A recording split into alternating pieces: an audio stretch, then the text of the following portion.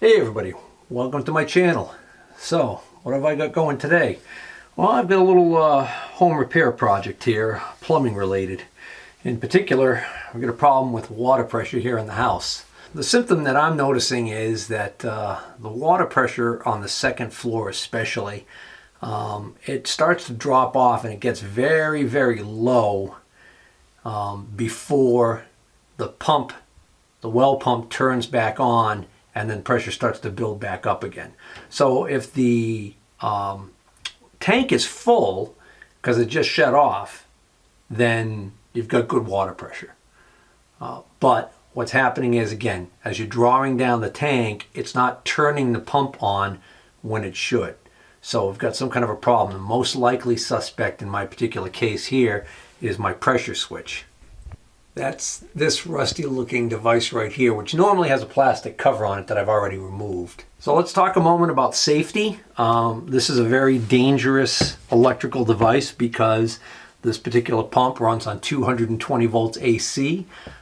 Here in the United States, we use 120 volts for lighting and outlets, but we use 220 volts in several other areas of the home, like electric ranges and big motors and things like that.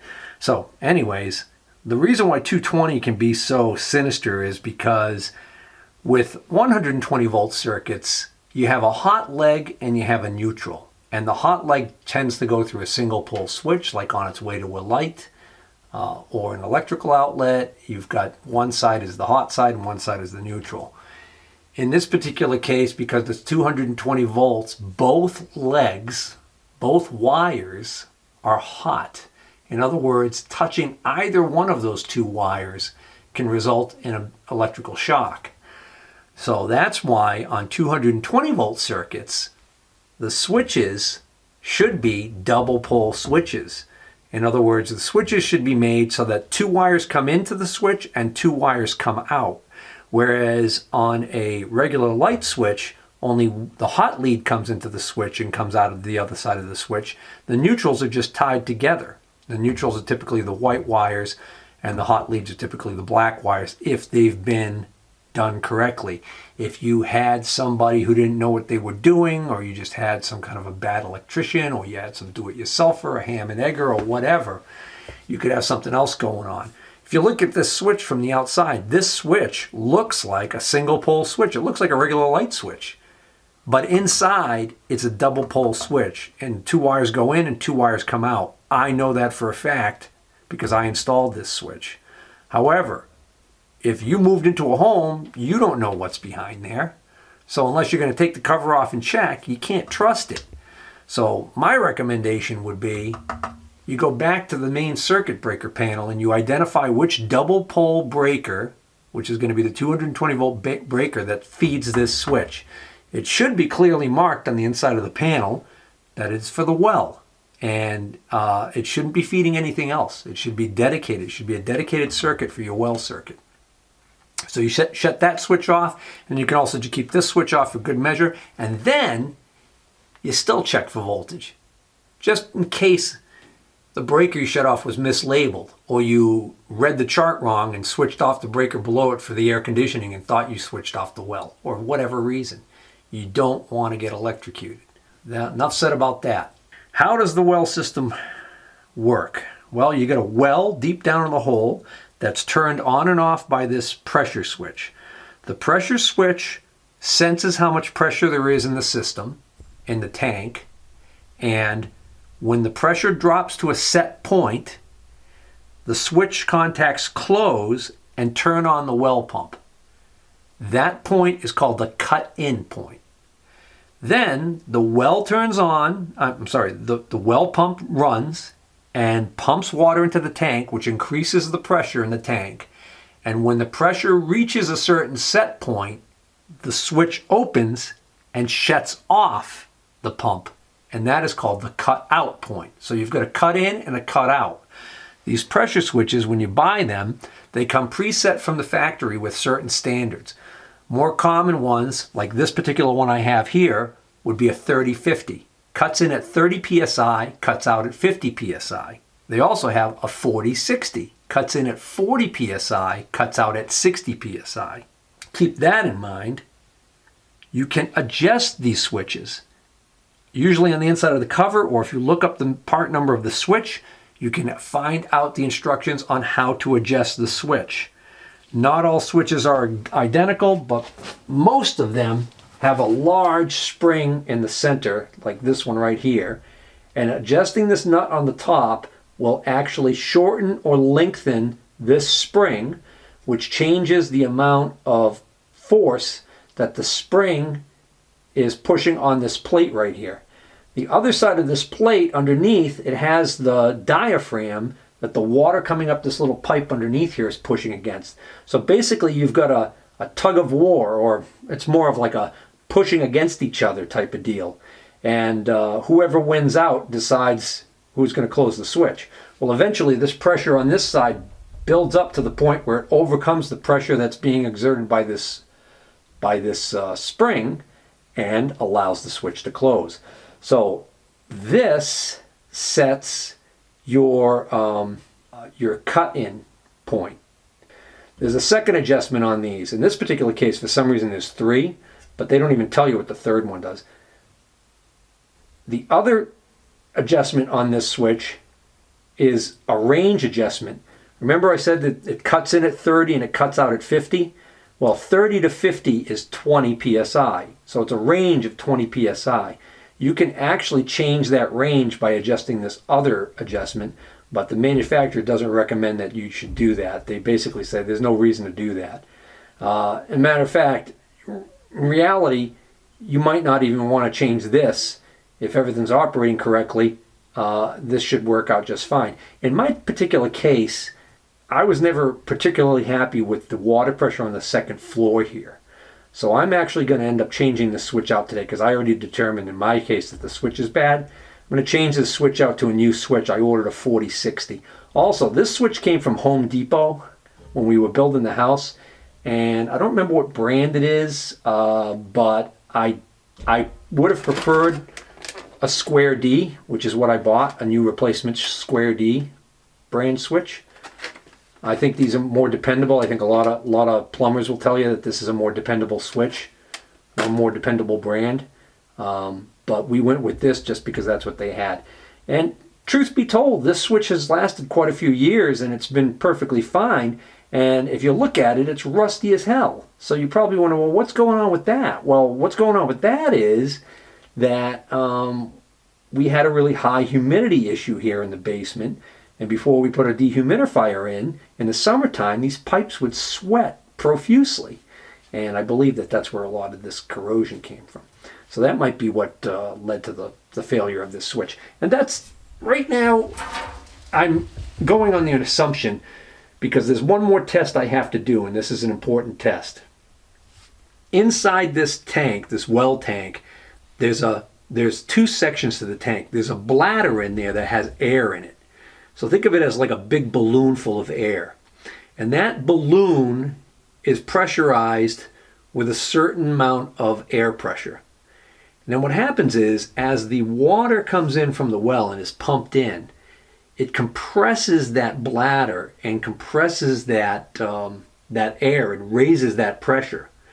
And what that does is that gives kind of like a big giant spring, so to speak, inside here to help push the water back out and up through the pipes up into the upper levels of the house.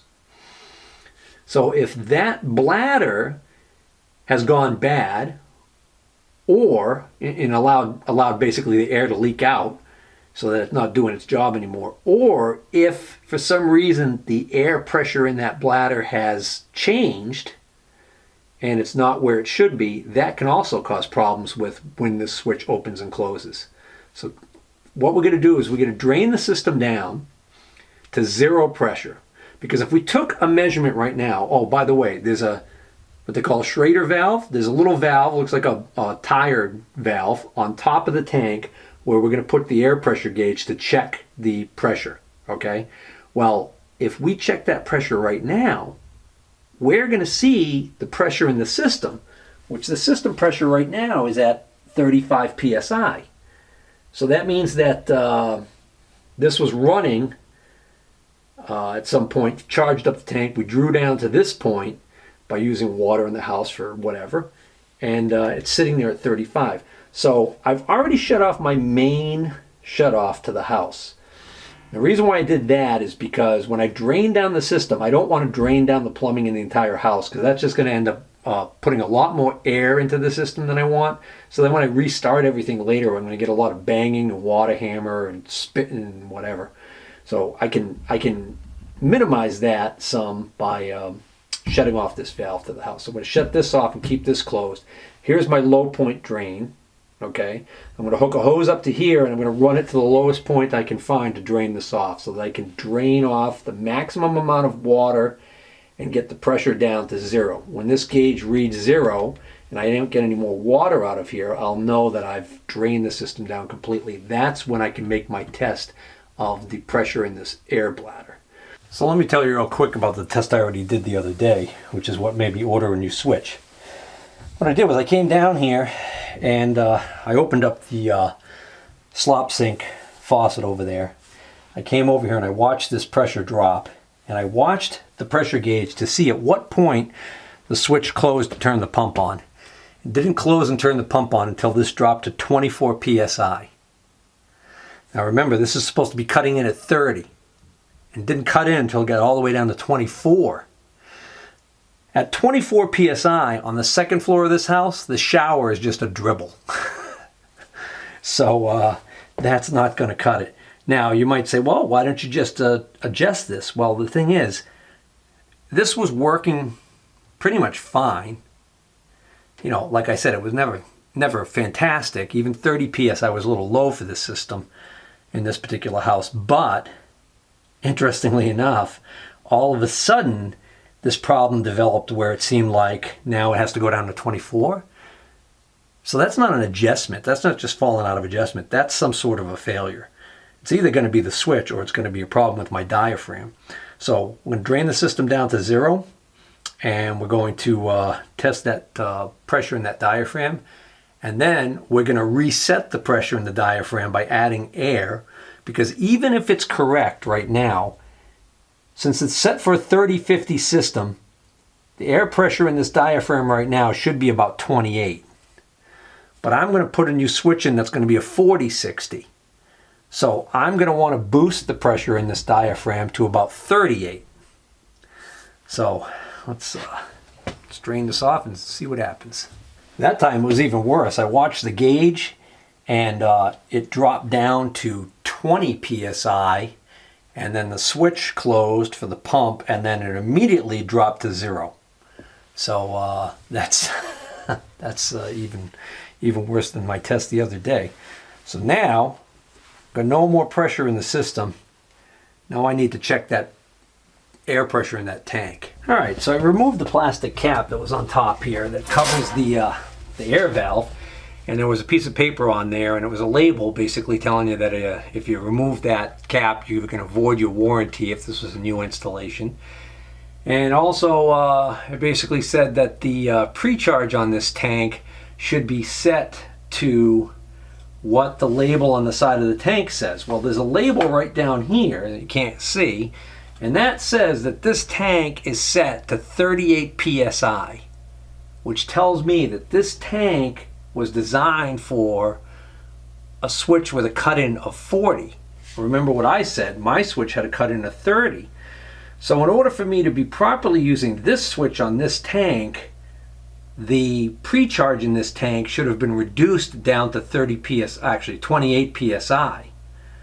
I don't recall whether or not I did that or not, so I'm kind of curious to see what this is going to say. Now, if it still says like 38 psi, it means that I've got a 38 psi pre-charge on a 30 cut-in switch, and I can imagine that could have been causing some of my issues over the years as far as just my pressure being lower than I liked. But I got a feeling I probably readjusted the pressure to the right amount. So my pressure in this tank right now is 24. I probably lowered it to 28. So it's really only down 4 psi. So I don't think I've got a problem with a bad bladder, because I think I'd have much lower pressure than that. And I think the reason why it's only 24 and nowhere near 38 is because I think I had already lowered it down. So now what I'm going to do is I need to put air in here and charge this back to 38. The original design pressure of the tank. 37.5, just about there.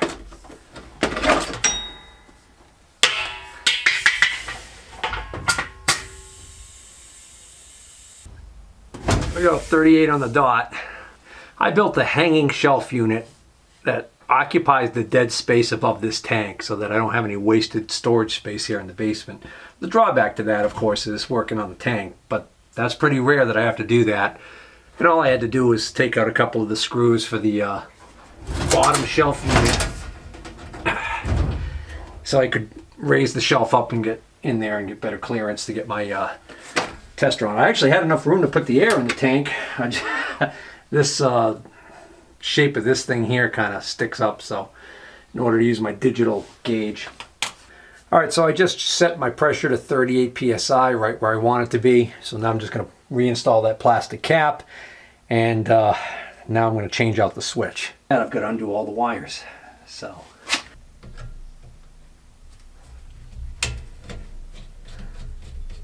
those of you more astute observers will notice that there is an electrical code violation here, which is this type of Romex connector is being used to clamp down on these 3 conductors right here, and there is nothing to protect them. The problem with this is that over time there's a chance that vibration could cut through the conductors and short one of them out to the case here, which is ground.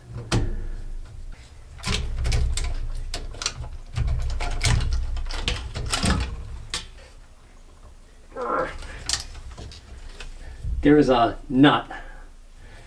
The fitting on the bottom here has flats on it like a nut, so you could grab onto it with a wrench, but I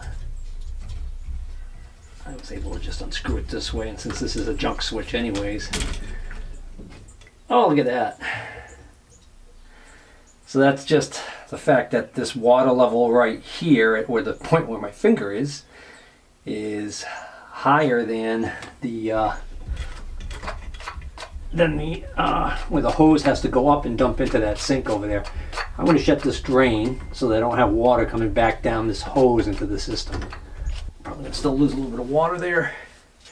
Nope, actually it's fine. Okay, good. So that water that was coming out here was just the water coming back down this garden hose from the high point at the sink over there. Alright, so now I got to take this brass nipple off of here, put it on the new switch, put Teflon tape on these threads, and reinstall it. Alright, I'm almost there.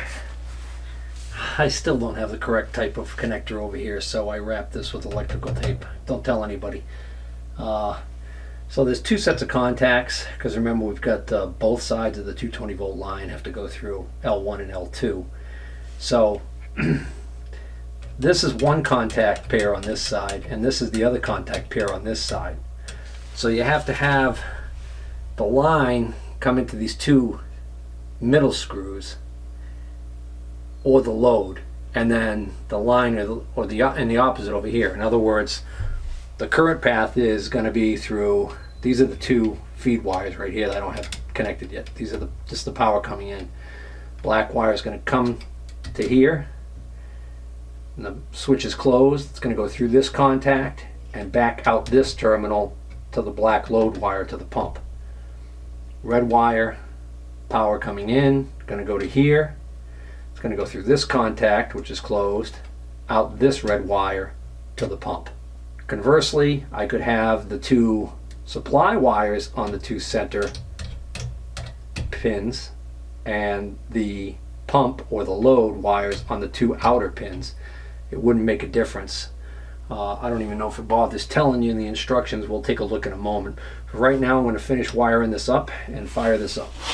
I've taken these screws all the way out because I've already got the wires bent into the right shape. They're solid conductors. If I straighten them out to get them under the screw and then try and rebend them, they might break off. I can't wrap the wire around the screw while the screw is in position because of the fact that it sits down in between these plastic walls. Ideally, I would have a screwdriver that I could set to the proper torque rating for these screws, which is probably in the literature that came with the switch. But because I'm not doing that, just using a regular screwdriver, I'm going to set these to what we call good and tight. Okay, all right, so I've got my drain. My low point drain is shut off. I'm going to keep the main going to the house off for the moment. My circuit breaker is on, so now when I flip this switch, because the contacts are closed, the pump should immediately start. And it does. Pressure immediately shoots up to just over 40 psi, because as soon as I turn the pump on and there's pump pressure, it's able to see the pressure in the tank of the bladder. And now the pump's filling the tank. That's 55, 56, 58, 60, 62. Well, I tell you what, that is shutting off at 66. That's a little too high. So we'll consult the literature, but it's probably going to tell me that at this point I can make an adjustment here. In the meantime, I guess I can open up the main to the house. You know, I'm going to hold off on that. Alright, so I just checked the instructions, and the adjustments are, so this sets the cut-in pressure. In other words, how low the pressure has to drop before the pump cuts back in. Turning it down or tightening the spring will increase the cut-in pressure. It'll raise it. And then obviously loosening it counterclockwise does the opposite. Lowers the cut-in pressure. My cut-in pressure seems like it's okay. I won't know until I cycle it a couple of times. This control over here, this adjustment here, is the differential. So this actually is going to adjust my cut-out pressure. Okay? So right now, my cut-out pressure appears to be a little too high. And right now it's at about 62 or 63. So it's a little too high.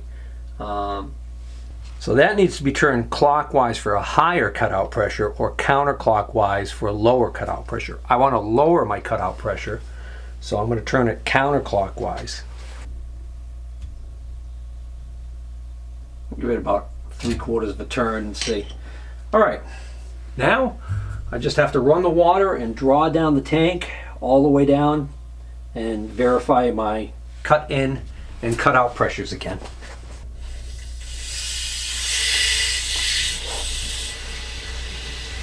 That's 50. That's actually cutting in at around 40, 45. Yep. So my cut-in pressure is too high, so I need to go counterclockwise on this. Let's try that.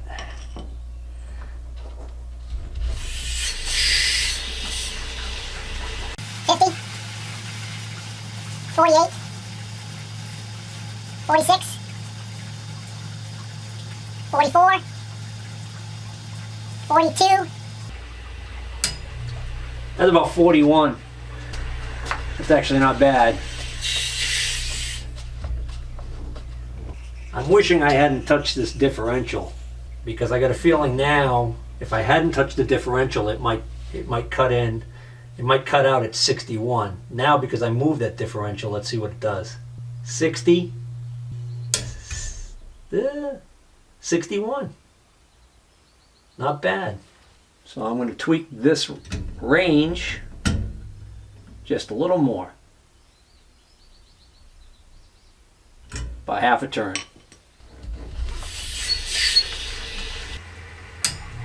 Almost 40 on the dot.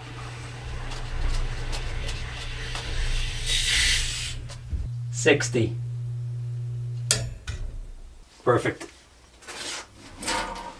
Not gonna cry over half a pound. All right, last thing to do is put this cover back on. Oh, I'm late for a meeting. Okay, this is considered done. All right, if you guys want to stick around, if I have time on this video, we'll take a look at that old switch and just kind of look at the anatomy of how the thing's made. If you're gonna bug out for now, thanks for watching, and please hit the like button. Well guys, now that I get the repair done, I promised that I would maybe take a little bit of time and just, we could disassemble this, we being me and the mouse in my pocket, and just take a look at how it's put together and exactly how it works. It's pretty basic. Figured a lot of you guys are into mechanical mumbo jumbo. Thought you might find it interesting. So let's begin with the bottom here. This is the water inlet, and actually looks pretty rusted down inside there. I've got kind of hard water here at the house. But what's inside here is a diaphragm, and it's most likely a rubber membrane, and the purpose of it is to keep the water from leaking out, but it's pliable and it allows the water pressure that's entering at this point to actually be able to push and actuate a rod underneath here. It's probably a plunger of some type. So I figured we'll start by just opening this up. Oh, there's quite a bit of rust buildup in here. That might actually be part of the failure that I'm having with this. Look at that. It's the pile of oxide. Iron oxide that just came out of this. For the purposes of our discussion, I am going to back off the main spring tension way off. This should create a situation where I can actuate this switch without too much trouble. So obviously if this diaphragm were to fail in a way that, there was a hole in it and water would get through, water would leak into this area here and it would be pretty obvious. And so what we've got is a disc. It's two little tangs on it that reach into these slots so that as the pressure builds, it pushes this up. Okay. Here are our contacts. Again, this is a double pole switch. So we've got power on one leg, comes in, goes through this contact when it's closed, through this bar, and then back through this second contact and out. And then on this side, the other leg, same thing. So we've got two switches in one being actuated by this one plastic arm, and the arm runs down to this interesting little mechanical assembly that creates a situation that when I push up on this simulating pressure building in the water line, when it gets to a certain point, it reaches a certain point where there's enough force to cause this little pivot point on the bottom here to actually flip to the other side. So what's neat about this mechanism is that if the bottom of this was just at a fixed hinge point, what would happen is as pressure started to build, this arm would just start to slowly move away. You'd have this kind of an action going here. Just slowly like that. And what would happen is as the contacts just started to break, you would get arcing pretty bad until they were able to move far enough apart, which would take time as pressure was building, and that arcing would destroy the contact surfaces here over time. So in order to make these last longer, just like on electrical relays, this mechanism is built so that as pressure slowly builds, it reaches a certain threshold point that's set by this spring tension, and allows these to snap open quickly.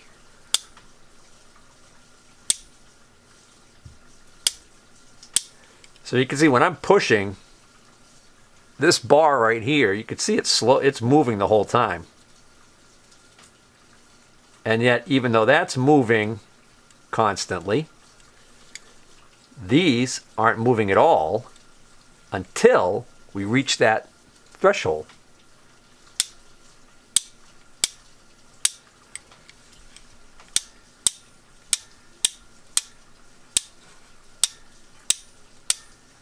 So I was saying that on this particular switch, for some reason, there's 3 adjustments. Well, the reality is that this right here has no purpose whatsoever. I have no idea why this even exists. Because, I say that because if I take this off, take the spring off, take this washer off, this post attaches to nothing. There's actually a cutout right here on this metal flange, and the post attaches to nothing. So this is completely pointless. I have no idea why the manufacturer did that. I mean, it's a waste of money. I mean, could it just be a place to store an extra spring for this side? That seems kind of silly, because you wouldn't think that's going to fail, and you'd think once it fails, you just replace the whole switch.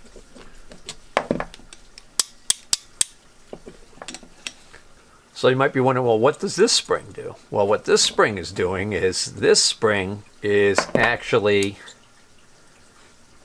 touching this little tab right here. This washer under the spring actually comes up in contact with the tab, and what it does is you'll notice that that tab, when the pump is on, okay, when the pump is on and running, that does not even come in contact with that at all. What happens is when it reaches the threshold, now that tab can come in contact with this spring. And so what this tension, adjusting the tension of this spring, will actually have the effect of moving this down just a little bit, thereby controlling the range. So instead of being like a 20-40 switch, adjusting this, you could make it a 20-42, or you could make it a 22-38. I'm going to remove these 2 screws, which should allow me to take this whole terminal block and the backside of the contacts out. So now we should be able to see the beauty behind the mechanism here that allows this to snap into one position or the other.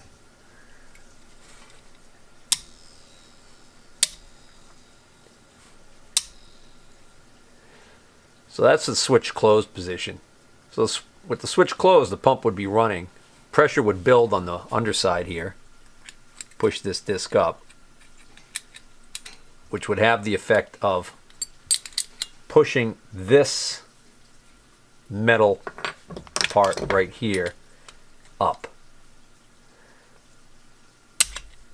And once it reaches a certain point where it's able to overcome the tension in this large spring that I removed, it snaps the contacts open. As the pressure drops, the force of this spring that I removed would be pushing on this lever and pushing it back down. And once it got to a point where it pushed it down low enough,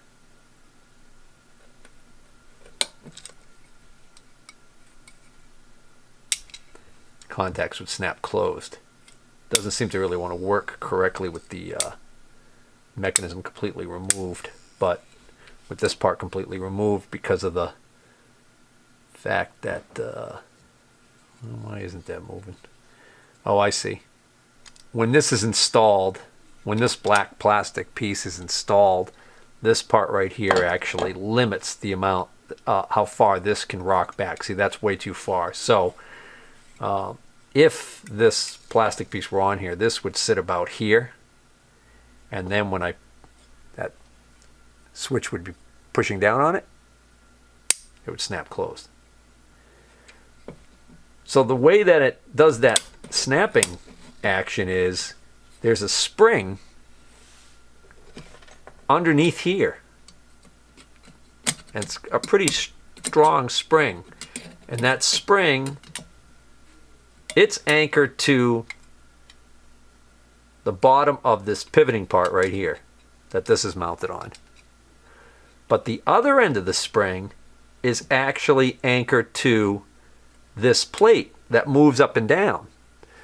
So what's happening is, depending on whether or not this plate is up or down, dictates the angle that the spring is actually pulling. So when this plate is in the down position like this right now, what's happening is that spring is at an angle like this, like I've got with the screwdriver right here, which, because it's attached to the front here below the pivot point, it's pulling the bottom of this that way, which makes this want to close. And then what happens is, if we move this up, now when this is up in this position, now the angle of the spring is like this. So what's happening is now the spring is pulling this above the pivot point. So we can actually see the spring in there is like this right now. Whereas when this plate moves down, the spring is like this. And this is obviously very reliable. I mean, this is still working perfectly fine. Everything about this is all working fine. I think the mode of failure on this was more than likely right in here. All that corrosion inside the diaphragm area. Hopefully that wasn't too boring.